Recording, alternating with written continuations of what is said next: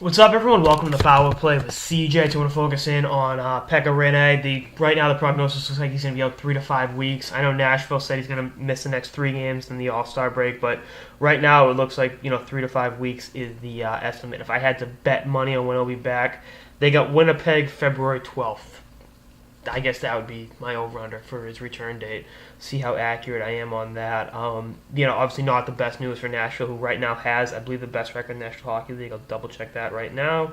Yep, best record in the NHL, tied with Anaheim, and Anaheim's played 2 more games. So definitely a tough blow for Nashville.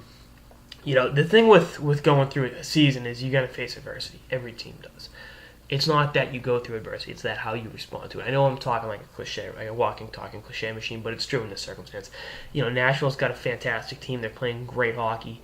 Rinne's been a big reason for that. Not only in the Vezina conversation, but definitely in the MVP conversation as well. But having said that, you've got to be able to buckle down and go through this. Now, Peter Laviolette knows a thing or two about coaching awful goalies. I mean, he was a coach in Philly for a while, so I think if there's one guy that can get, Carter Hutton or one of those guys to buy in, it's Laviolette.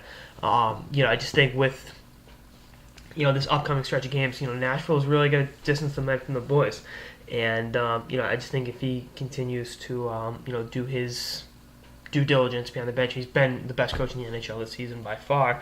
I think they can still have a top seed in the Western Conference and be ready to roll down the stretch when Rinne does come back. Now, if there's a complication, they're screwed. I mean, you look at how they missed the playoffs by 5 points, and Rinne missed how much last year. So you look at how important the Big Fin is to their success, and it's like, oh yeah, we need him between the pipes because that giant from Finland can stop pucks as well as anyone in the league, and having him back there allows the defense to activate themselves on the rush. And when you have Shea Weber, a Roman Josi, a Seth Jones, and a Ryan Ellis, guys like that love to push the tempo and move the puck.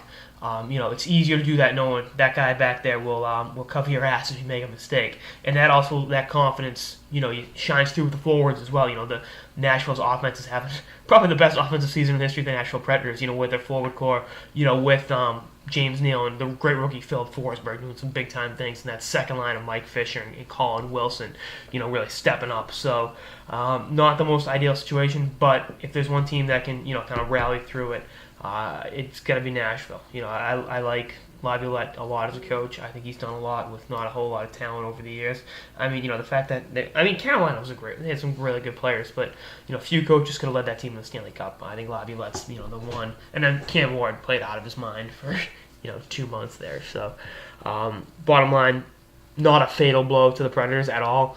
But we're going to see what this team is made of. We're going to see how much they can dig a little bit deeper and play, without having, that safety net, between the pipes. So, we'll see what happens. Should be a very, very intriguing situation to keep an eye on, in the next few weeks in Tennessee.